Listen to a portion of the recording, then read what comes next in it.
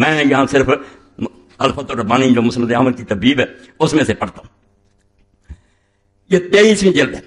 عن عائشہ ام سلمہ قال ابکی شک ہوا یعنی عبداللہ بن سعید ان نبی صلی اللہ علیہ وسلم قال لإحداهما لقد دخل علی البیت مرک لم يدخل علی قبلہ. رسول اللہ صلی اللہ علیہ وسلم کی ایک زوجہ مطہرہ آپ کے حجرہ میں داخل ہوئی تو رسول کریم علیہ السلام نے فرمایا کہ ابھی ابھی میرے حجرے میں ایک فرشتہ ایسا آیا تھا جو اس سے پہلے کبھی نہیں آیا. فقال علی ان ابنک ھذا حسین مقتول. اس نے مجھے یہ اطلاع دی کہ تمہارا یہ بچہ شہید کر دیا جائے گا. وین شئت ریتک من تربۃ الارض التي یقتل بها. تو پھر اس نے کہا کہ اگر آپ چاہتے ہیں کہ اس زمین کی مٹی دکھائی جائے تو میں اس کی مٹی آپ کو دکھا دیتا ہوں. قال فاخرج تربۃ حمراء.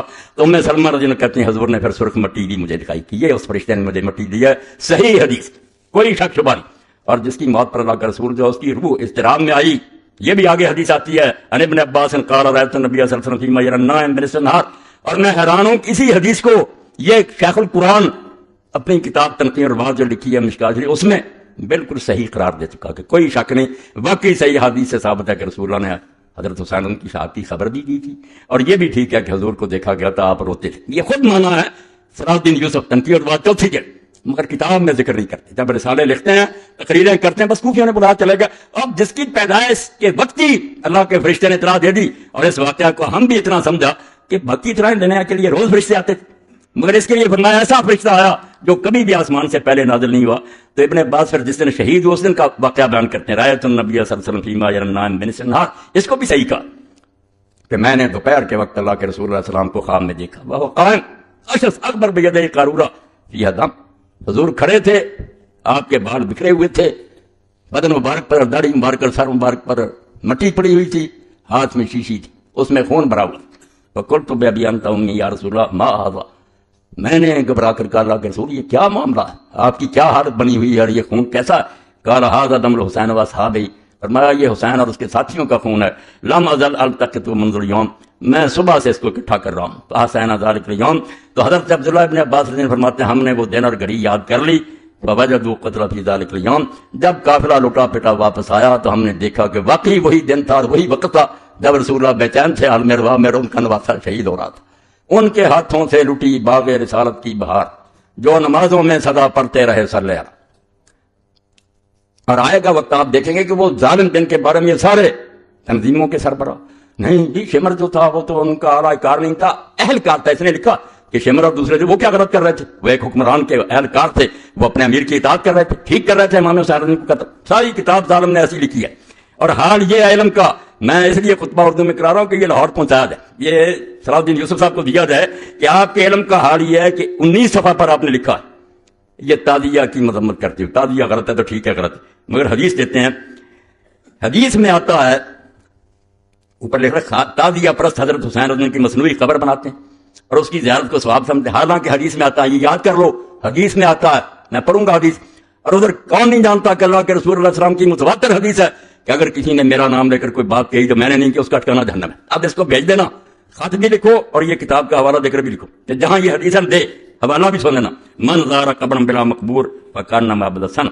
جس نے ایسی خالی قبر کی زیارت کی جس میں کوئی میت نہیں تو گویا اس نے بت کی پوجا کی. رسالہ تنبیہ الظالین از مولانا اوراد حسن وارد نواب صدیق حسن کا رحمہ اللہ تعالی. اب پوچھے یہ کوئی حدیث کی کتاب, نہ صحابی نہ سند نہ کوئی, آپ نے حدیث کہا.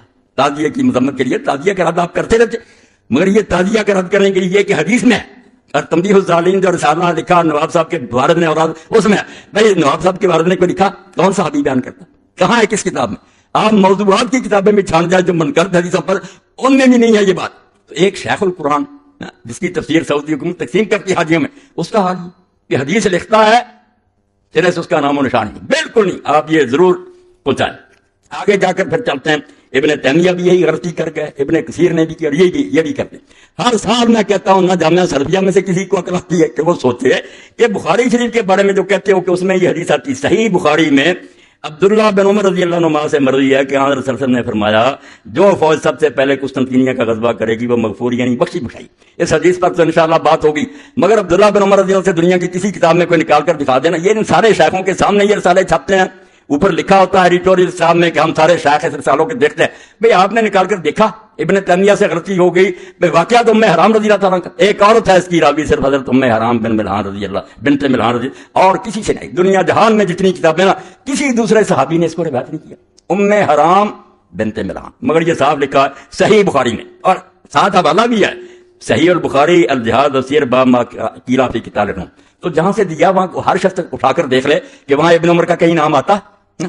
جن لوگوں کی حالت یہ ہے کہ نہ توفیق ہے کہ کتاب جس سے لکھ رہا ہے اس کا بھی پتہ نہیں، عبداللہ بن عمر رضی اللہ عنہ کا وہاں کوئی ذکر نہیں آتا۔ اس حدیث کے بارے میں بات تو شاید کبھی موقع ملے، مگر میں ضمن کہہ دوں کہ بے شک یہ بخاری میں ہے، مصنف عبد الرزاق میں، مگر کون بیان کرتا؟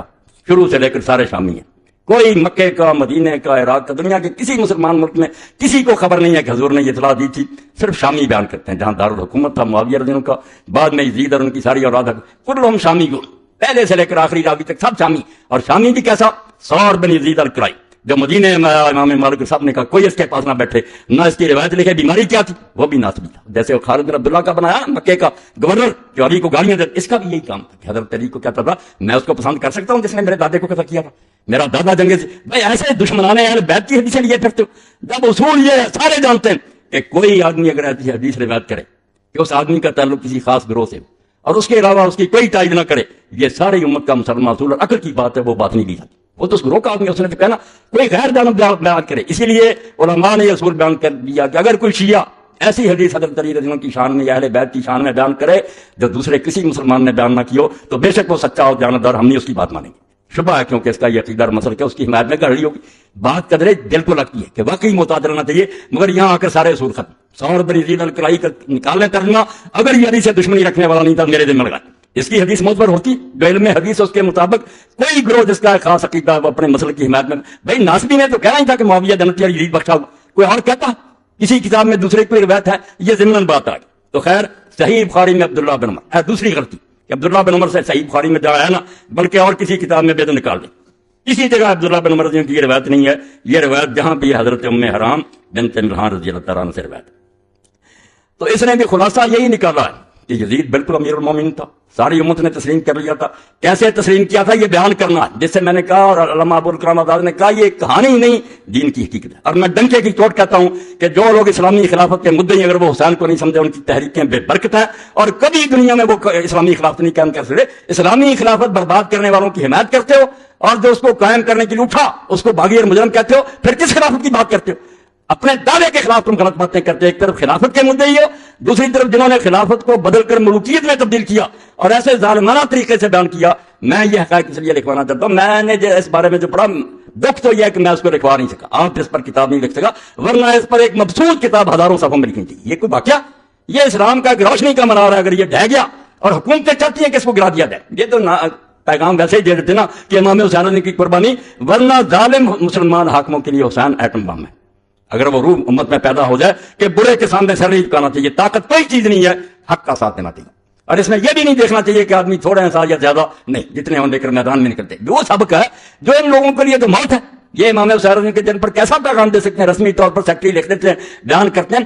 حسین رضی اللہ تعالیٰ عنہ کے واقعہ میں یہ کہتا ہوں کہ کچھ لوگ پوچھتے ہیں یزید جو تھا وہ اپنی ماں بہن سے زنا کیا، جھوٹ بات، ایسی باتوں کی ضرورت نہیں، نہ ہمیں یزید کو کچھ برا کہنے کی ضرورت ہے کہ اس میں یہ برائیاں تھیں۔ برائی سب سے بڑی یہ ہے جو اللہ کے رسول علیہ السلام نے فرمائی تھی کہ اول من یبدل سنت رجل من بنی امیہ۔ اصل اعتراض میرا یہ ہے جو اصولی ہے، ہمیں کوئی اس سے بحث نہیں، وہ شراب نہ پیتا نماز نہ، جس طریقہ سے یہ خلافت بنی ہے میں مولانا ابو الکرام آزاد رحمۃ اللہ علیہ کے حوالے دوں گا اس سلسلے میں، کیونکہ وہ نایاب ہے۔ وہ میرے بچے نے کوشش کی اور بڑی محنت سے اس نے وہ کرمی جو تھے فوٹو اسٹیٹ کرا کے لایا، بڑی محنت کیا جعفر بچے نے اس بارے میں۔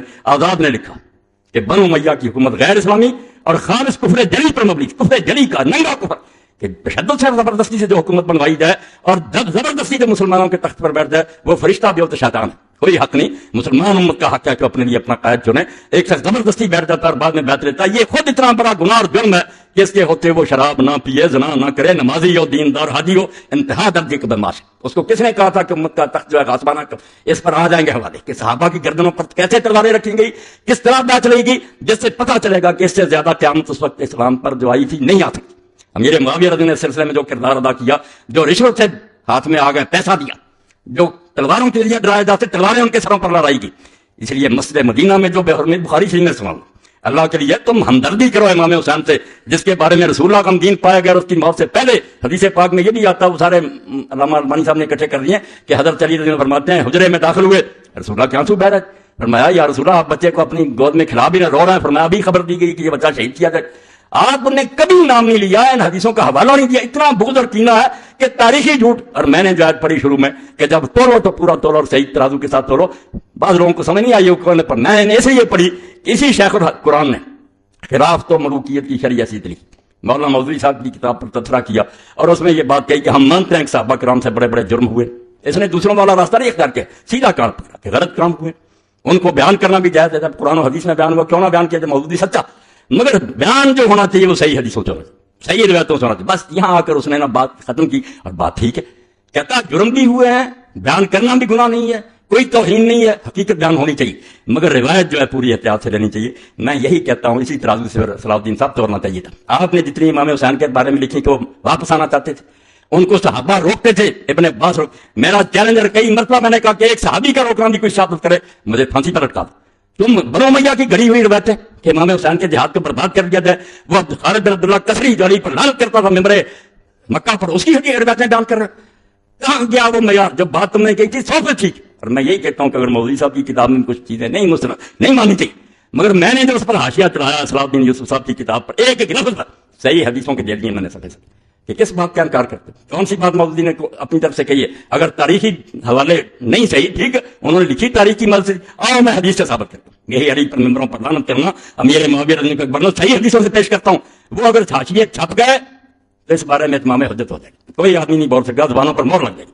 ایک لفظ کی میں نے خبر لی ہے کہ کیا دکھ رہا تھا. ایک طرف معیار بناتا ہے کہ صحیح روایت سے کام لینا، پھر ساری جھوٹی روایت اپنے حق میں جتنی جھوٹی جاتی ہیں وہی تبڑی وہی ابن اسیر پھر موت پر ہو جاتے ہیں. اور ان سارے جھوٹوں کا حال یہ کہ جن کتابوں کو کہتے رہتے ہیں جھوٹ کا پڑھنا، جب علوم سیدھا ہوتا کہ امام حسین واپس آنا چاہتے تھے شرطیں میں، پھر وہی کتابیں موت پر ہو جاتی. میں ایسا نہیں کرتا، میں کہتا ہوں وزن بالقسطاس المستقیم، ایک صحیح ترازو لو اس سے تو لو، آپ کے خلاف جائے یا آپ کے حق میں جائے بات وہ کہو جس کی سند مضبوط ہو. اس لیے میں آپ سب حضرات سے یہ کہتا ہوں کہ اللہ کے لیے حسین رضی کے واقعہ کو کوئی قصہ نہ سمجھے. یہ جیسے کہا ابن مولانا ابوالکلام آزاد نے کہ یہ اسلام کی حقیقت ہے، اسلام سمجھنا چاہتے ہو کہ ہے کیا، صرف حسین، رمز قرآن حسینہ موختن زیاد سے شعراء فروختن. اقبال کہتا ہے قرآن کی تفسیر تو ہمیں سمجھی حسین سے آئی، جب حسین کو سمجھا تو پتا چلا کہ مسلمان طاغوتوں کے سامنے سر جھکانے کے لیے پیدا نہیں ہوا کہ ظالم تختوں پر بیٹھ جائے ہم صرف سر جھکاتے ہیں. اور اس پر بھی میں پڑھوں گا کہ جب سے یہ نظریہ ایجاد کیا اہل سنت نے اور اہل حدیث نے کہ مسلط اور متقرب جو تخت پر بیٹھ جائے بس نظریہ ضرور کے تحت اس کو تسلیم کرو. میں اللہ کو حاضر ناظر کر کے کہتا ہوں کہ سارے دین کی بربادی اس لیے ہوئی کہ جس چیز سے یہ ڈرے تھے نا کہ اگر مقابلے میں اٹھے تو خون ریزیاں ہوں گی، اس سے زیادہ برائیاں ہیں. خون دینے سے تو بچ گئے، یہ گانے بچاری چوہوں کی طرح بلوں میں گھس گئے، مگر حرام زادے سے زیادہ حرام زادہ آگے آتا گیا اور امت آج تک بھگت رہی ہے. اگر یہ سمجھتے کہ نہیں جیسے میری زمین پر کوئی قبضہ کر لے وہ غاصب ہے، جہاں تک ممکن ہو میرے لیے اس اپنا کتاب چھڑانا فرض ہے. یہ حکومت جو ہے یہ جمہور کی ملک، اتنے کہتے ہیں جمہوریت کی بھرو، جمہوریت کی بھرو یہودیوں عیسائیوں والی ہے کہ 50 سے زیادہ آدمی ہو جائے کہ شراب حلال ہے. ہمارے ایسا نہیں، جو اللہ نے حلال اور حرام کر دیا وہی ہے، مگر اس کی تنفیذ کے لیے اس کو چلانے کے لیے جو آئے گی ایجنسی، جو لوگ آئیں گے وہ کیسے آئیں گے؟ تلوار سے لوگ تخت پر بیٹھیں گے، دوسروں کو مار کر جو تخت پر قبضہ کرے وہ طریقہ ہوگا، یا باپ کے بعد بیٹا بیٹھتا جائے گا چاہے نارائکی. اور اس کے تماشے بھی لوگوں نے پہلی صدی میں دیکھے. حسین رضی اللہ تو شہید ہو گیا، مگر یہ رسم بد امیر معاویہ رضی اللہ نے شروع کر دی سنتاً سریہ، اس کا انجام کیا ہوا؟ پھر حضرت عبداللہ ابن زبیر رضی اللہ کی بیعت ساری دنیا نے کر لی، ساری دنیا نے یزید کے بعد ان کی بیعت کر لی، صرف شام کا علاقہ رہ گیا. وہاں سے بھی مروان نے تہیہ کیا کہ چلو یار مدینہ چلیں اور ابن زبیر کی بیعت کر لیں، وہ صحابی ہیں، صحابی کے بیٹے ہیں، حضور کی پھپھی کے اولاد ہیں، جھگڑے ختم کریں. یہی عبید اللہ ابن زیاد حرامی یہ ملا، اور یزید کا ماموں ملا حسان بن مالک بن بدر. اس نے کہا کیا کر رہا آج تک علی سے جنگیں لڑتے رہے، اس کی رات آپ ان کے ساتھ جا کر صلح کرتے ہو. پھر بھی مروان نے اپنی بیعت لے لی اور بیعت کے بعد جا کر پھر جنگ لڑی حضرت ضحاک بن قیس صحابی کے ساتھ، وہ ابن زبیر کے حامی تھے، مرج راحت کوئی ایک کربلا، وہاں وہ حضرت قیس بن ضحاک مارے گئے. مروان غالب آ گیا، پھر اس نے مصر بھی چھین لیا. آہستہ آہستہ بعد میں ان کا بیٹا جو تھا عبد الملک بن مروان وہ ظالم، اس نے مکے کا محاصرہ کیا، عبداللہ ابن زبیر شہید کر دیے گئے، درختوں پر ان کی لاش لٹکی رہی. یہ صحیح مسلم میں پڑھ لیں آپ، ظالموں نے کیا حشر کیا. اور حضرت اسماء بنت ابی بکر کو حجاج نے کہا تیرا بیٹا منافق. آج کہتے ہیں کسی صحابی کو برا، حجاج نے سامنے کہا ابو بکر صدیق کی بیٹی کے رسول اللہ کی ساڑی اور ابن زبیر کی عبداللہ بن تیرا بچہ منافقین کا سردار تھا. اس نے کہا نہیں وہ نمازی تھا، حاجی تھا، دین پر تھا. اور بعد میں لاش کئی دیر لٹکی رہی، اور ابن حضرت اسماء لونڈی کو ساتھ لے کر گئی، نظر نہیں تھی، اور اپنی لونڈی سے پوچھا کبھی وقت نہیں آیا کہ سواری سے اترتے، لاش لٹک رہی تھی. ان ظالموں کی باتیں کرتے. تو مروان نے جب یہ سارا دھندا چلایا، اور جس نے مشورہ دیا تھا یزید کا ماموں حسان بن مالک بن بہادر الکلبی، یعنی مسلمانوں کی حکومت کیسے تماشا بنی. رونا یہ کہ جو اتنی بڑی عظیم شے تھی رسول اللہ کی خلافت، کہ یہاں قدم رکھتی ہوئے ابو بکر صدیق اور حضرت عمر جاتے کہ نہیں اور کسی کو بنا، وہ تماشا بن گئی، لوٹ کا مال بن گئی. کئی مروان اٹھ کھڑا ہوا اور مروان نے حضرت حاق بن قیس کو قتل کیا. اب وہ جو حسان بن مالک بن بہدل تھا اس کا یزید کا بیٹا آگے خالد تھا, اس نے کہا بھائی مروان میرے بانتے کے بیٹے کو دو, اپنے بعد اس کو خلیفہ نامزد کر. اب ایک تو شرارت اس مروان نے یہ کی کہ خالد کی ماں اپنے نکاح میں لے آئے اس کو ذلیل کرنے کی, یزید کی بیوی کر لی تاکہ خالد بول ہی نہ سکے کہ میری ماں کا تو شوہر. اور دوسری طرف جب وہ محفل میں آتا ایسی بد زبانی اور بدگوئی کر ابن رتبہ بڑی نرم و نازک چوتڑوں والی کی بیٹے, بڑا دلیل ہوا. اس نے جا کر ماں سے ایک دن کہا کہ تو یہ نکاح نہ کرتی تو میں یہ دن نہ دیکھتا. اس نے کہا چپ کر جا, ذکر نہ کرنا, ہو جائے گا ٹھیک. اس نے اپنی لوڑیوں کے ساتھ طے کیا یہ اسلامی خلافت کا رونا رونا. پہلی صدی رسول اللہ کی گدی کیسے ان لوگوں نے دلیل کی. صحابہ بیٹھے رہ گئے, بڑے بڑے مجاہدین بدر احد کے بیٹھے رہ گئے اور یہ ایسے بچے بیٹھنے شروع ہو گئے.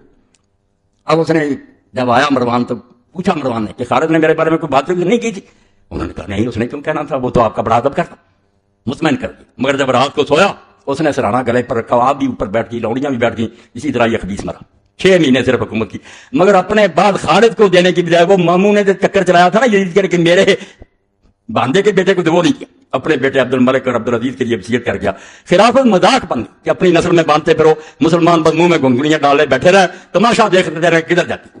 بعد میں ایسے ہوا وہ خالد بھی تنہا رہ گیا, یہ خلیفہ بن گیا عبد الملک.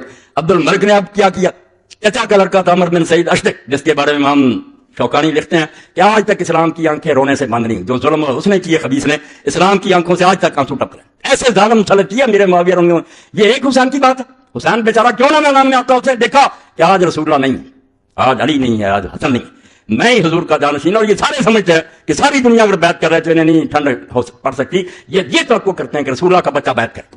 میں اگر یہ اعلان کر دوں کہ یہ خلیفہ برحق ہے, نمازیں نہ پڑھنے والا, شراب پینے والا, تو میں نے تو رسول اللہ کا دین جو اس کی بیع کر, حضور کا دین جو اپنے ہاتھ سے دفن کر دیا. میں جان دے سکتا ہوں, میرے بچے مارے جا سکتے ہیں, میری بچیاں شہروں میں گھمائی جا سکتی ہیں, مگر میں یہ بات نہیں مان سکتا. ایسا نہیں ہو سکتا. کہاں پٹھے ارض و سما دشت و جبل تھرا اٹھے, خاک پر جس وقت تڑپا فاطمہ کا لاڈلا. آج میرے تمہارے لیے حسین ایک نام ہے, مگر اسے بھی کہ لوگ تو جانتے تھے کہ یہ رسول اللہ کا کیا تھا.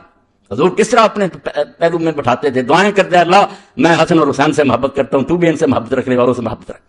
اور کسی موقع پر فرمایا کہ ابھی فرشتہ نازل ہوا جس نے کہا کہ یہ دونوں جنت کے جوانوں کے سردار ہیں. ذکر ہی نہیں کی. یہ کتاب میں اور رسالے آ رہے ہیں, حرام ہے اگر ذکر کریں کہ حضور نے خبر نہیں دی تھی. فرشتہ کیا شہید ہوا, سننے ان سے مطالبہ کریں کہ مولا یہ حدیث نہیں پڑھی, حضرت ابن عباس نے رسول اللہ کو اس طرح غمگین نہیں دیکھا. اور حضور نے فرمایا کہ فرشتے نے اطلاع دی کہ یہ دونوں جنت کے جوانوں کے سردار ہیں. اگر اس طرح کے احم کر متکبر اور مغرور ہے, صرف نسلی غرور میں پھنسے ہوئے مرتے پھرتے, کس لیے جنت کے سردار؟ حضور کے زمانے میں تو بچے تھے, کیا کارنامہ انہوں نے کیا کہ حضور نے یہ سرٹیفکیٹ دیا؟ اگر ان کے یہ کارنامے غلط ہیں تو کیوں حضور نے کہا جنت کے جوان؟ پھر تو یہی بات ہوگی نانے نے اپنے ناسوں کی تعریف کر دی, معذلہ دین تباہ ہو جائے. اور یہ بھی کہا کہ ان کی ماں فاطمہ جنت کی عورتوں کی سردار. اور ساتھ ہی یہ کہا, بچے نے سن کر جا کر پھر ایک عالم دین سے پوچھا کہ یہ بھی کبھی پڑھا؟ انہوں نے کہا یہ نہیں پڑھا. اس نے جب کہا نکالو سلسلہ طلب, انہوں نے کہا یار آپ کی وسعت سے یہ حدیث بھی میرے علم میں, میرا نہیں بتایا کہ آپ نے فرمایا یہ دونوں جنت کے سردار ہیں, وابو خیر منہم, اور ان کا باپ ان دونوں سے بھی بہتر ہے. اور ایک دن رسول کریم علیہ السلام آئے, رات کا وقت تھا, حضرت فاطمہ رضی کے گھر میں تھے, بچہ جاگا, اس نے پانی مانگا, دوسرے میں بھی جاگ پڑے حضرت حسن حسین دونوں, دوسرے میں مانگا. حضور پہلے کو دینے لگے تو حضرت فاطمہ رضی نے کہا کہ رسول اللہ آپ کو یہ زیادہ پیارا؟ فرمایا نہیں زیادہ پیارا نہیں, دونوں نے مانگا مگر اس نے پہلے مانگا. اور اس وقت کہا کہ کیا فاطمہ تم اس پر خوش نہیں ہو کہ تمہارا خامد اور تمہارے دونوں بچے وہاں ہوں گے جہاں جنت میں ہوں گا. ایسے لوگوں کے بارے میں زبانیں دراز کی ہیں, رسالے لکھتے ہو, اور ہم اگر جواب دیتے ہیں کہ اللہ رسالے دے دوں گا آپ لوگوں کو, اور یہ کتابیں بھی دے دیں, جھوٹی, سر سے پاؤں تک جھوٹی ہیں. اور وہی خرافات اکٹھی کی ہیں جن کتابوں کہتے رہتے ہیں جھوٹ کے پلندے, ان کا اشارہ لیتے ہیں. بھائی حدیثوں کی طرف آؤ.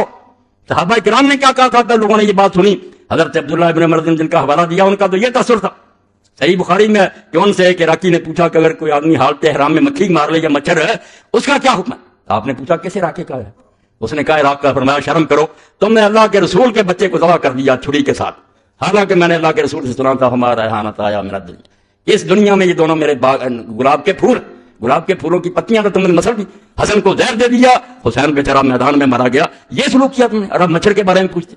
یہ ذکر ہی نہیں کرتے کہ اللہ کے رسول نے حسین کا مرتبہ کیا بیان کیا, اور اس کی توجیہ بیان کرو کہ کیا جہاد انہوں نے کیا جس کی وجہ سے آپ نے جنت کے جوانوں کے سردار کا. اگر یہ غلط کام ہے, صرف کوفیوں نے انہیں بیوقوف بنایا تھا, اور کوفیوں میں سے ان کو کسی کو نصیب نہیں کہ حضرت سلیمان بن سورت کا پتہ کرے کہ وہ صحابی رسول. اگر صحابہ کا آپ کو اتنا لحاظ ہے, صحابی جلیلا نبیلا فاضلا, ان کی شہادت کا پڑھ, انہوں نے بلایا, انہوں نے بعد میں خون کا دو رہ گئے تھے حسین اور ابن زبیر, چلو تیسرا سلیمان بن سورت کو تو ملا ہو, ہاں اس کا تو ذکر کرو کہ وہ بھی تھا، حالانکہ ذکر آپ کے سامنے آ جائے گا، کوئی نہیں مانتا تھا، کسی نے اس حکومت کو نہیں مانا تھا، صحابہ کیوں چپ تھے وہ بھی بتا دوں گا، اہل سنت کے علماء بتائیں گے جب تلوار سر پر کھڑی ہو تو دین اجازت دیتا، کچھ لوگ آسانی کا راستہ اختیار کریں، اس لیے جس کو کہتے ہیں وہ بہت محقق گزرا ابن خلدون، اس نے کیا کرا کہ یزید کے فسق میں تو کوئی شبہ نہیں، فاسق فاجر تھا، اب راستے دو ہو گئے، کوئی صحابہ نے کہا اللہ کی طرف سے مصیبت پڑ گئی ہے، صبر کرنا چاہیے، اللہ سے دعائیں کرنی چاہیے، امام حسین ابن زبیر نے کہا نہیں ہے کوئی راہ نہیں ہے، عظیمت کی راہ یہ ہے کہ میدان میں آنا چاہیے، یہ وہ مانتا کہ یہ فاسق ہو گیا تھا، بدکار ہو گیا تھا، اس لیے دونوں گروہ مانتے تھے کہ یہ بدکار ہے،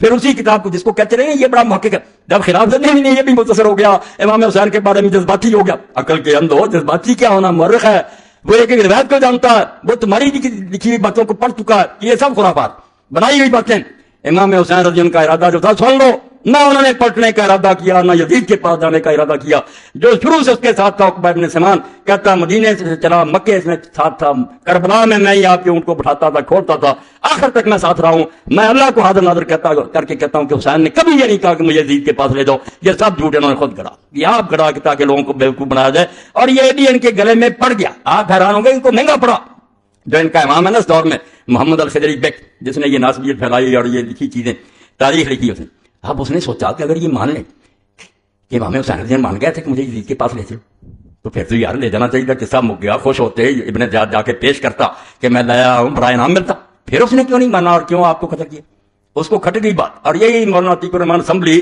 مولانا کہہ مولانا محمد منظور نعمانی صاحب کے بچے، انہوں نے بھی واقعہ کربلا پریشانی انہیں بھی آئی کہ یار سمجھ میں نہیں آتی کہ جب آپ نے کہہ دیا تھا ہم بھی کہتے ہیں یہ ٹھیک ہے کہ بات، تو پھر ابن زیاد کیوں نہیں مانا، تو پھر یہ اسمبلی نے تیسرا جان چھڑائی کہ اللہ کی طرف سے تقدیر ہی ایسی، تقدیر کہنا چاہیے اور کوئی بات نہیں، ورنہ قصہ ختم ہو گیا، اور یہ جو تھا خضری اس نے کہا نہیں تقدیر سے بات نہیں بنے گی، پھر تو عبید اللہ بن زیاد بڑا مجرم ثابت ہو کہ جس نے خام خواہ امام حسین کو قتل کیا جب وہ بیعت کے لیے تیار تھا، اس نے صاف لکھ دیا کہ یہ کہانی بالکل، اس نے لکھ دیا ان کے امام نے کہ بالکل جھوٹ ہے کہ امام حسین نے اپنے آپ کے بارے میں کہا تھا کہ مجھے یزید کے پاس، ان کا امام ہی مکر گیا کہ یہ تو مانے تو مقدمہ خراب ہو گیا، پہلے تو کوئی بہانہ آ کے اس نے باغی سمجھ کر مارا، اب تو پھر وہ باغی بھی نہیں رہ گیا، پھر کیوں مارا، خود ہی انکار کر لیا، یہ محاضرات الامم الاسلامیہ پڑھ لیں، کہتا بالکل غلط بات ہے بھی غلط، میں نے بتا دی کہ دو جھوٹے ہیں، زکریا بن یحییٰ ضریر اور بعد میں جو خالد بن عبداللہ کسری ناصبی بغیث، بالکل لعنتی اور ملعون آدمی، بڑی موت مرا، اپنے جرموں کی ثابت کر مرا، اور خوش آمدی جی ایسے تھے درمیان میں، چلو رہ بات سنیں کہ یہی خالد بن عبداللہ کسری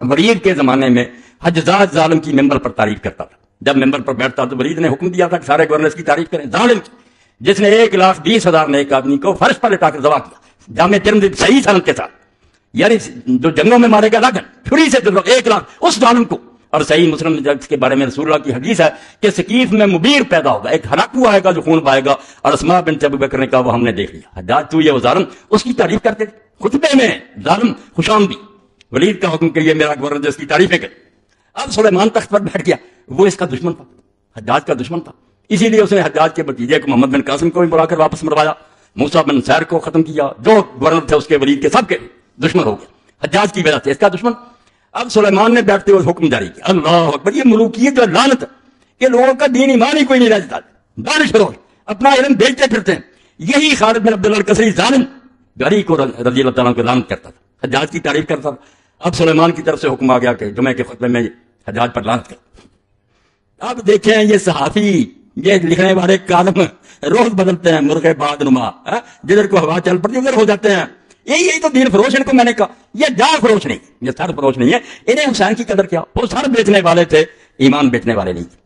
اب جب اس خالد بن عبداللہ کو حکم ملا، جمعہ تھا، اس نے کہا یار کیا کروں، پچھلے جمعے اس کی تعریف کرتا رہا، آج اس پر ناطق ہوں، مصیبت میں پھنس گیا، کیا حرکت، اب ہر سوچے، یہ غایۃ المرام آپ نے دیکھ رہی ہے میرے پاس پڑی ہے، ام القرآن مکہ یونیورسٹی نے شائع کی ہے، حضور کے دور سے لے کر 900 ہجری تک جتنے کے گورنر ہوئے نا مکے کے، سب کے حالات بہت اعلیٰ کتاب، وہ لکھتا ہے کہ خالد اس سے ذرا اندازہ کر رہا کہ دین کیسے برباد ہو گیا، اور مسلمان کی تو ایک زبان ہوتی، بس جو کہہ دیا کہہ دیا، مگر یہ کہنے لگا کل تک میں اس کو اچھا کہتا رہا ہوں، اس کی تعریف کرتا رہا، اب خلیفہ کی طرف سے مذمت کا حکم بیٹھا، اور بڑی بے شرمی کے ساتھ اللہ کی حمد و ثنا کے بعد اس نے کہا یار ابلیس ملائکہ میں تھا، فرشتوں کا سردار ہو گیا، فرشتے اس کی نیکیوں کی وجہ سے سمجھتے رہے بہت اچھا ہے، مگر بعد میں اللہ تعالیٰ کو پتا تھا کہ اندر سے خراب ہے، اس نے ایک آزمائش کی، اس آزمائش میں فیر ہو گیا تو اس پر لعنت ہوگی۔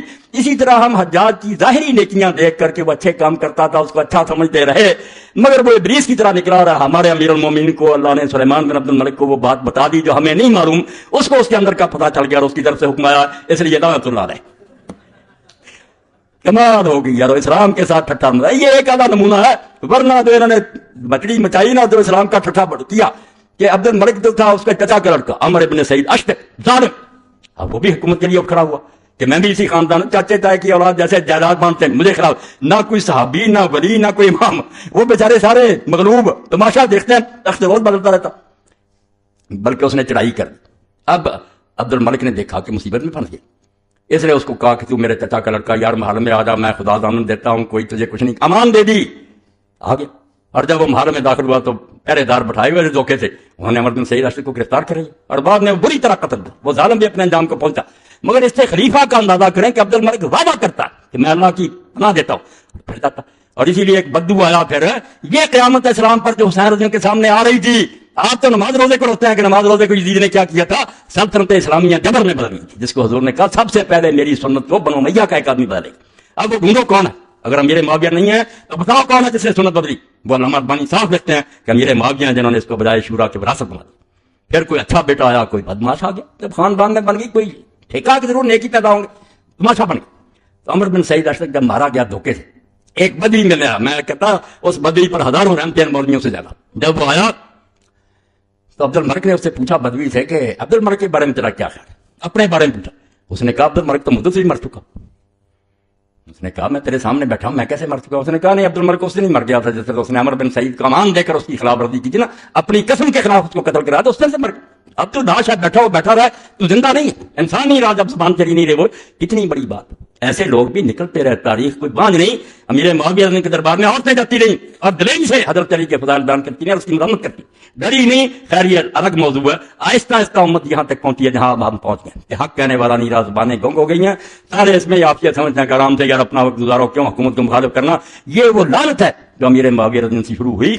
یزید نے اس کو مضبوط کیا اور باب سنایا سلطان. بس اس کا حوالہ دے کر ختم کروں گا. بعد میں صحیح بخاری میں نکال لینا چاہا کہ لوگ جاتے تھے صحابہ کی اولاد اور تابعین، چھوٹے موٹے نہیں، یزید کے سامنے جاتے تھے اور بعد میں آخر ابن عمر سے انہوں نے کہا ہم جانتے ہیں کہ وہ غلط باتیں کرتا، ظلم کے فیصلے کرتا، مگر ہم اس کی تعریفیں کرتے ہیں اس کے منہ پر. تو ابن عمر رضی اللہ عنہ نے فرمایا یہی وہ منافقت ہے جس کو حضور نے اپنے دور میں کہا دو زبانیں منافقت، مگر منافقت پیدا کر دی، تلوار کے زور سے پیدا کر دی. اور ماں بیچارے کیا کرتے، اب ہمیں بڑھا جاتا کوئی افسر بیٹھا ہوتا، ہم مولوی اور علماء بھی بس دوسری زبان استعمال کرتے، جان چھڑاتے.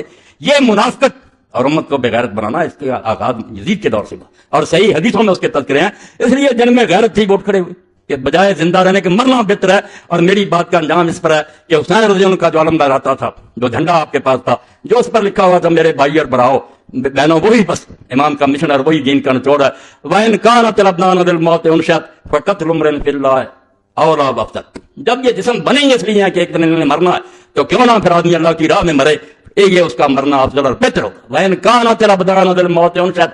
اس لیے حسین کو سمجھنا تو اس جھنڈے کو دیکھو، اور اگر تم بزدل ہو، چوہے ہو، بلوں میں گھسے ہوئے ہو، تو اللہ کے لیے حسین کو نیچے گرانے کی کوشش نہ کرو کہ وہ بے وقوف تھا، لوگوں کہنے میں آ گیا. نہیں، وہ دانا تھا، وہ کوفہ میں رہا تھا، وہ ایک آدمی کو جانتا تھا کہ کیسے آدمی ہے. وہ اس کے باپ کے صحابی تھے، ان کے بارے میں اس کو کوئی شبہ نہیں تھا، اور نہ انہوں نے کسی نے دھوکہ کیا. یہ تاریخ کی کتابیں جو کورسز میں لگائیں ان کو آگ لگا دو، جو کوفہ والوں کو بدنام کرتے ہیں. وہ خالص اور مخلص تھے اور انہوں نے بعد میں بدلہ لینے کے لیے اپنی جانیں دی. تم بکواس کرتے ہو، تمہارے گورنر اور تمہاری فوج نے آ کر ان کو بے بس کر دیا، بعضوں کے ہاتھ پاؤں کاٹ دیے، بعضوں کو لٹکا دیا. جب لوگوں نے دیکھا کہ عبید اللہ بن زیاد خبیث نے آتے ہی حضرت مسلم ابن عقیل کو دھوکے سے پکڑ، مکان میں تھے وہاں بھی قسم دی، وہاں قسم دی گئی کہ ہم آپ کو امان دیتے ہیں، آپ چلیں، کچھ نہیں کہا جائے گا. مگر سامنے لایا گیا تو اس نے امان دینے والے سے کہا کون ہو تم امان دینے والے، اور بری طرح پھر آپ کو شہید کیا. اور آپ کا ساتھی جو تھا اس کو بھی دونوں کو چھت پر لے گئے. ہانی بن عروہ کو مسلم وہ درود شریف پڑھتے تھے، اللہ اکبر استغفار ذکر کرتے تھے. دونوں کی گردنیں ماری گئی، لاشیں جسم پر زمین پر گری، اور ان لاشوں کو پھر رسے ڈال کر بازاروں میں گھسیٹا گیا. اور سارے ان کے جو تھے امام حسین کے آنے سے پہلے یزید کو روانہ کر لیے. اور ظالموں، یہاں تمہارا کوئی عالم مارا گیا، تم نے کوئی نہیں دیکھا کہ ضیاء الحق نے کوئی حکم جاری کیا تھا کہ علامہ صاحب کو مارو. کسی کے پاس کوئی ثبوت نہیں ہے کہ نواز شریف نے کوئی حکم جاری، مگر تم آج تک روتے ہو. ان کا دور تھا، انہوں نے کیا. وہ تو سارا پتا کہ اس کے باپ کے زمانے سے یارے ہوئے کہ نہیں اس کی بیعت کریں گے. بیوقوف تھا، تخت پر بیٹھا ہوا، جانتا تھا کہ ابن زبیر اور امام حسین نے میرے باپ کو جواب دے دیا تھا کہ نہیں مانیں گے. اس لیے کوئی چھپی بات تھی. ان کا ایک ایک دن کا پروگرام جو تھا وہاں جاتا تھا. سر گئے ہانی بن عروہ کر مسلم نے کہا کہ آئندہ ظلم نہ کرنا. اس لیے خدا کے لیے اس واقعہ کو جس سے مومنوں میں حریت اور غیرت پیدا، اس کو ختم نہ کرو. اگر ہم کچھ نہیں کر سکتے، آپ سب گواہ، میں اللہ کو حاضر ناظر کر کے کہتا ہوں پتہ نہیں زندگی ہے، میں اللہ کی قسم دنیا اسلام میں جتنے حکمران ہیں ان سے برات کا اعلان کرتا ہوں. میں ان کو اپنے حق میں نہیں مانتا. ان کو میں جو شریعت کو اپنے ملک میں نافذ نہیں کرتے میرے یہ حکمران نہیں ہے. میرے دل میں تو آگ لگی ہے وہی یہی ہے کہ اللہ کسی دن زمین پر تیرا اور تیرے رسول کا جھنڈا لہرانا چاہیے, تیرا نظام جاری ہونا چاہیے. وہ ایک چپا پر زمین پر جو جاری کرے گا وہ میرا امیر ہوگا, وہ میرا امام ہوگا, وہ میرا خلیفہ ہوگا. یہ حکمران ہیں, متغلب ہیں, مسلط ہیں, زبردستی بیٹھے ہیں, بیٹھے ہیں. ہم ان کا کچھ بگاڑ نہیں سکتے, بے بس اور مجبور ہیں. مگر میں نے آپ کو گواہ کر کے کہہ دیا کہ ریکارڈ کر لو کہ میں ان کو حقیقی معنوں میں اپنے حکمران نہیں مانتا. اگر میرے دل میں بھی آئے کہ یہ ہمارے حکمران تو اللہ کی کروڑ لعنت سمجھ, یہ نہیں ہمارے حکمران. ہمارا حکمران وہی ہوگا جو اللہ اور اس کے رسول کی کتاب سنت کے مطابق عمل کرے گا. اور یہ امام حسین کی تحریر سے میں پڑھوں گا کہ انہوں نے جو خط لکھا, تم کہتے پتہ ہی نہیں چلتا امام حسین کا کیا مقصد. یہ یوسف لکھتا ہے اب پتہ تو تب چلے جب آپ کے خطبے اور آپ کے خط پڑھے. جب آپ نے پڑھنا ہی نہیں تو آپ کو پتہ کیا چل رہا. امام نے اپنے خطوں میں لکھا کہ لوگوں ایک ہی اصولی بات ہے, نہ میں اپنے نانا کی گدی چاہتا ہوں نہ تخت کی ضرورت ہے. امام مسلمانوں کا سربراہ صرف ہو سکتا ہے جو اللہ کی کتاب پر عمل کرے, رسول اللہ کی سنت کو جاری کرے اور اس کی اپنی زندگی بھی خدا رسول کی مرضی کے مطابق ہو. نہ امام سوائے اس کے کوئی امام نہیں. اور جھگڑا تو یہ تھا, نہ شراب کا تھا نہ دران, وہ دیر رات شراب پیتا, یہ اتنی کوئی برائی نہیں. لوگوں میں عیب بھی ہوتے ہیں. بدماشی یہ تھی کہ مسلمان دیکھتے رہ گئے اور تلوار کے زور سے ایک شخص کو بٹھا دیا. اور جس غریب نے یہ کہا کہ یہ کیا ہو رہا ہے, مسجد نبوی میں پڑھوں گا صحیح بخاری سے کہ انجام کیا ہوا, امیر معاویہ کے گھر میں کہا پکڑو اس کو, اور وہ حضرت عبد الرحمن بن ابی بکر, اس کا نام ہی نہیں ہے. عبد الرحمن بن ابی بکر رضی اللہ تعالیٰ عنہ بھاگ کر اپنی بہن ام المؤمنین عائشہ کے گھر میں گھس گئے, پھر بچے. اور پھر بھی اس ملعون نے وہاں کہا کہ یہی ہے جس کے بارے میں قرآن میں سورہ احقاف اتری ہے, اللہ نے لعنت کیا اس پر. تمام بولی, پھر اس نے کہا بکواس کرتا تو, جھوٹا تو. ہمارے بارے میں ابو بکر کے خاندان کے صرف وہ آیتیں اتری ہیں جن میں میری بریت کا اعلان ہے, اور کوئی آیت نہیں اتری. تیرے باپ پر اللہ کے رسول نے لعنت کی تھی جب تو اس کی پشت میں تھا, اس لیے اس لعنت کا اثر تجھ میں بھی. یہ اماں کے خطبے اور عبد الرحمن بن ابو بکر کے خطبے کسریٰ مروان کے سامنے اس نے کہا کہ یہ کون سی حکومت ہے جو تم قائم کر رہے ہو, ہرکلیہ و کیسریہ, یہ کافر بادشاہوں والا رواج ہے, تم دینا چاہے. بیچارے کو وہاں گرفتار کرنے کا حکم دیا. اور پھر وہ مدینہ شریف نہیں رہ سکا, مکہ بھاگ گیا غریب. حسین تو بھگتتا رہا رضی اللہ عنہ. یہ عبد الرحمن بن ابی بکر مکے چلا گیا, اور مکے نہیں رہنا نصیب ہوا, پہاڑوں میں چھپ گیا. امیر معاویہ کے دور میں خفی 10 میل دور مکہ, اور وہیں سو گیا اور اچانک مر گیا. تو حضرت عائشہ رضی اللہ عنہ کو حاکم لکھتے ہیں دیر تک یہ شبہ رہا کہ یہ مرا نہیں, اس طرح لوگ مرتے نہیں, یہ مارا گیا. ان لوگوں نے اس کو زبردستی مارا, ورنہ عبد الرحمن کی موت کا کوئی سوال تھا کہ وہ پہاڑوں میں سویا مر گیا.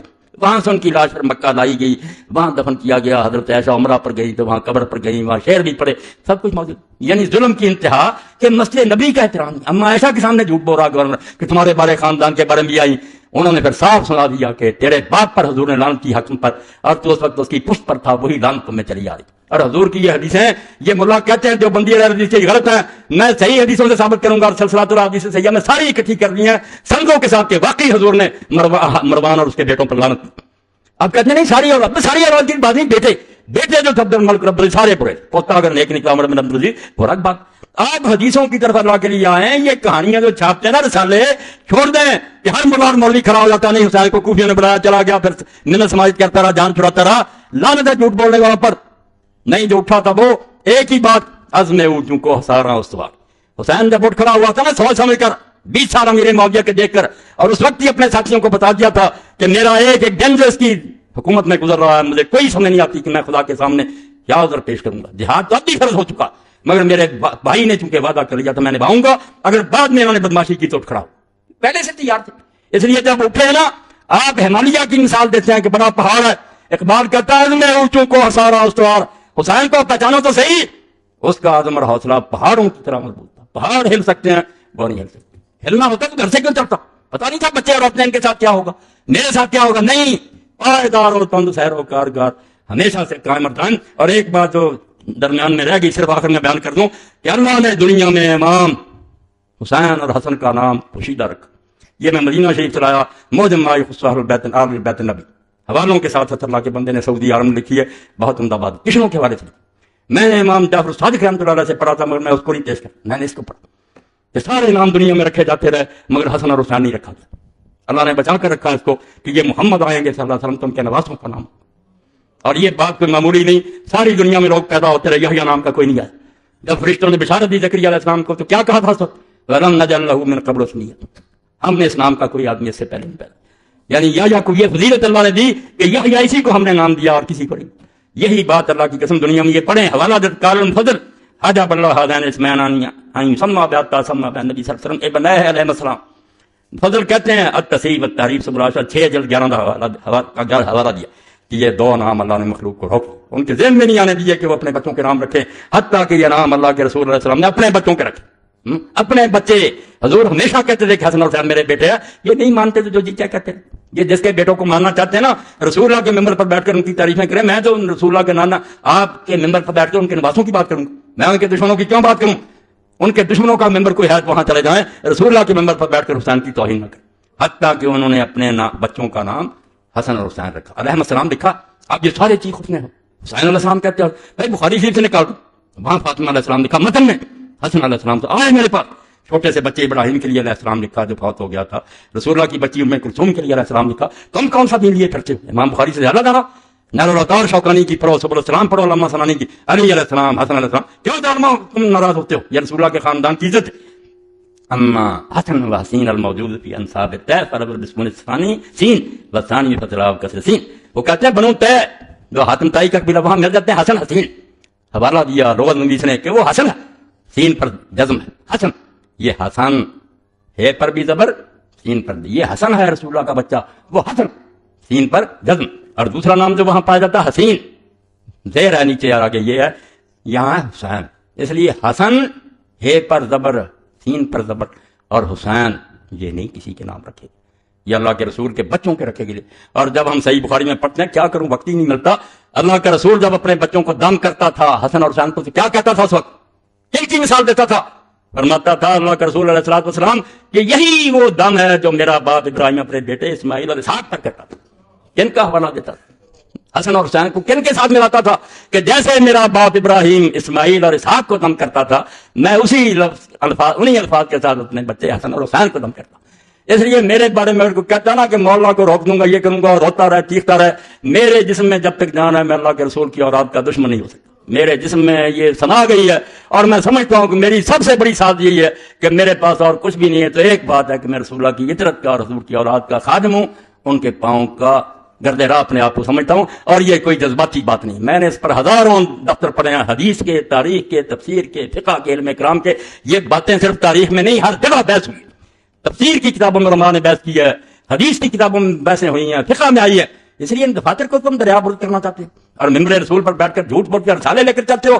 یہ سر آسمان جیسی روشن بات درمیان امتاں کہواں جناب ہم تو حرف قدو اللہ در کتاب. کہتا حسین کو سمجھنا ہے تو جیسے قرآن مجید نے سورہ اخلاص ہے نا سب سے اعلیٰ، اس طرح امت میں اس وقت ان سے بہتر کوئی نہیں تھا. وہ کہواں جناب آسمان کا بلند ستارہ تھا، تم پاؤں کے نیچے دار رونا چاہتے. جاؤ روتے رہو، تمہارا حشر اللہ تعالیٰ یزید اور شمر اور ابن زیاد کے ساتھ کرے. اور اللہ تعالیٰ قیامت کے مجھے اپنے رسول اور اس کی اولاد کے قدموں میں جگہ دے دے، میں ان کا ایک ادنا غلام اور کتا بن لوں. میرے لیے بھائی یہی سعادت ہے، آپ جو پسند کرنا چاہتے کریں. وآخر دعوانا ان الحمد للہ رب العالمین وصلی اللہ تعالی علی خیر خلقہ محمد وآلہ واصحابہ اجمعین. الحمدللہ وسلام علی عبادہ الذین اصطفیٰ. اعلان خلافت راشدہ منٹگمری بازار کانفرنس 12 فروری بروز اتوار بعد نماز عشاء خلافت راشدہ کانفرنس منعقد ہو رہی ہے، جس میں جید علماء کرام تشریف لا رہے ہیں. شرکت کی پرزور اپیل ہے. منٹگمری بازار فیصلہ آباد 12 فروری بروز اتوار بعد نماز عشاء. تحریک اسلامی کا اجتماع پرسوں بروز اتوار مورخہ 13/2/5 وقت 9 بجے شروع ہوگا. احباب شرکت فرمائیں. ماہ فروری کا حفظ مسجد کے گیٹ پر حاصل کریں. قاری اللہ صاحب سے رسالہ لے لیں. موجودہ اسلامی مہینوں کے نام کب اور کس نے رکھے تھے؟ اسلامی مہینوں کی ترتیب یعنی پہلا اسلامی مہینہ محرم الحرام کس دور میں کس نے ترتیب برائے مہربانی سوالوں کے جواب دے کر مشکور لمبا ہو جائے گا. خلاصہ یہ ہے کہ 17 ہجری میں 17 ہجری حضرت عمر رضی اللہ عنہ نے اس بارے میں مشورہ کیا کہ یہ خط جو آتے ہیں اور حساب کتاب صوبوں سے آتا ہے، اس میں لکھا ہوگا شعبان میں یہ کرو، رمضان میں کرو، مگر کوئی پتہ نہیں چلتا کہ پچھلے رمضان کی بات ہے آگے کی. اس لیے مسلمانوں کو بھی چاہیے کہ اپنا کوئی سال مقرر کرے. تو اس وقت پھر حضرت علی رضی اللہ عنہ اور دوسرے صحابہ کے مشورہ سے یہ سال ہجری مقرر ہوا. 17 ہجری کی حضرت امیر المومنین عمر رضی اللہ عنہ کا زمانہ تھا. اور پھر سب نے یہی تجویز کیا کہ محرم کا مہینہ جو ہے اس کو ابتدا کے لیے چننا چاہیے، کیونکہ آپ کو پتا ہے کہ 12 مہینے سال کے، جن میں سے 4 مہینے اربعۃ حرم ادب کے مہینے ہیں، 4 حرام کی اللہ نے 3 اکٹھے ہیں، ذی القعدہ، ذی الحجہ اور یہ محرم. یہ حج کے لیے عربوں نے مقرر کیے تھے. اللہ نے انہیں ہدایت دے دی، ورنہ حج نہیں ہو سکتا تھا. جس طرح عرب کے حالات تھے، حرم سے باہر تو لوگ اس کے لیے جاتے تھے، ڈاکے پڑتے تھے. حج کے لیے اللہ نے ان کے دلوں میں ڈال دی کہ یہ 3 مہینے تلواریں میان میں کر لیتے. ڈاکوؤں کے قبیلے بھی کیل ٹھوک دیتے تھے اپنی تلواروں پر، کیا نہیں چھیڑ. 2 مہینے آنے جانے میں لگتے، محرم تک پھر اپنے گھروں میں پہنچ. یہ 3 جو مہینے تھے یہ حرام اکٹھے. اور ایک رجب ہے جو عمرے کے لیے رکھا ہوا تھا کہ بعد میں عمرے کے لیے آتے تھے، پھر لوگ جب سفر کے نشان مٹ جاتے تو 4 مہینے. تو یہ حرام مہینہ جو ہے، حرام کہتے ہیں ادب والا، حرام وہ نہیں کہ نجائز، ادب والا مہینہ. تو حضرت عمر رضی اللہ تعالیٰ کے زمانہ میں ہی ہوا. اچھا، فتاوی آن لائن کی ویڈیو کے سی ڈی جو ابھی تک ریکارڈ ہو رہی حکیم امجد سلام سے مل سکتی ہے. فتاوی آن لائن پر میں جو جواب دیتا ہوں. تبرک پیش خدمت میں مہربانی پر کلمہ طیبہ یا حی یا قیوم آیت کریمہ یہ مولانا فقیہ اللہ صاحب کے بچے نے یہ ساری تیار کی ہیں گھروں میں سجانے کے لیے، بہت اچھی چیزیں ہیں، ان سے لے لیں، بابرکت کلمے اپنے گھروں میں ہونے چاہیے۔ ہم نے 2 ماہ پہلے اعلان کیا تھا مولانا کے ساتھ عمرہ کرنے کا، یہ اعلان دوبارہ میں دہرایا جا رہا ہے، 20 کے قریب لوگوں نے نام لکھا دیا تھا، وہ قریب آ رہا، لکھا دینا انشاءاللہ۔ ہم نے 2 ماہ پہلے اعلان کیا تھا مولانا صاحب کے ساتھ عمرہ کرنے کا، تقریباً 20 آدمیوں نے نام لکھوائے تھے۔ 15 مارچ تک اپنے پاسپورٹ اور 25,000 روپے ایڈوانس جمع کرا دیں جو لوگ مولانا کے ساتھ عمرہ پر جانا چاہتے ہیں۔ شکریہ، یہ اعلان آپ لوگوں تک دوبارہ پہنچا دیا، اس لیے 15 مارچ تک اپنے پاسپورٹ اور پیسے جو ہیں مجاہد صاحب تک پہنچا دیں تاکہ یہ قافلہ بند ہے، اور ہم ویسے ہی جیسے میرے آقا مولا ساری عمر کی کمائی لے کر پھر حجۃ الوداع میں گئے اور سارے عرب میں اعلان کر دیا، ایک ہی حج آپ نے کیا نا، اور وفات سے چند مہینے پہلے کہ میں اللہ کے گھر میں حاضری دے رہا ہوں، یہ گلدستہ ہے میرے ہاتھ میں جو لاکھوں بندے میں نے تیار کیے۔ پھر کیسے بنا؟ صحابی کہتا ہماری نظر آپ کی اونٹنی کے آگے پیچھے دائیں بائیں جدھر جاتی تھی سر ہی سر نظر آتے تھے، اور اللہ کی طرف سے بھی حکم آیا کہ ان کو ذرا کہیں یرفعوا اصواتهم بالاحلال کہ لبیک اونچا کہیں مجھے مزہ آتا۔ تو وہ قافلہ کیسا تھا جب حضور نے یہ اعلان بھی کر دیا کہ یہ شاید میری تمہاری آخری ملاقات اور پھر تم مجھے نہ دیکھ سکو، اس لیے سارا عرب آ گیا، اور حدیث پاک میں آتا عورتیں آ رہی، بچے آ رہے ہیں، میدان عرفات میں میرا میں آپ کی اونٹی گرد، اور سارے ایک دوسرے کو کہتے ہاذا محمد ہاذا یہ اللہ کا رسول ہے، بھائی سیر ہو کر دیکھ لو۔ حضور نے اعلان کر دیا کہ پھر ملاقات نہیں ہوگی، اس لیے کوئی پتہ نہیں کہ زندگی کا یہ آخری سفر ہو، تو اگر لوگ کچھ جانا چاہتے ہیں تو اللہ توفیق دے تو ساتھ چلیں انشاءاللہ۔ میرے اور آپ کے لیے سفر اللہ ببرکت کرے گا۔ اللہم صلی علی سیدنا و مولانا محمد و علی آل سیدنا و مولانا محمد وبارک وسلم۔ اللہم اغفر للمؤمنین والمؤمنات والمسلمین والمسلمات الاحیاء منهم والاموات، ان اللہ یامر بالعدل والاحسان وایتاء ذی القربى وینہی عن الفحشاء والمنکر والبغی یعظکم لعلکم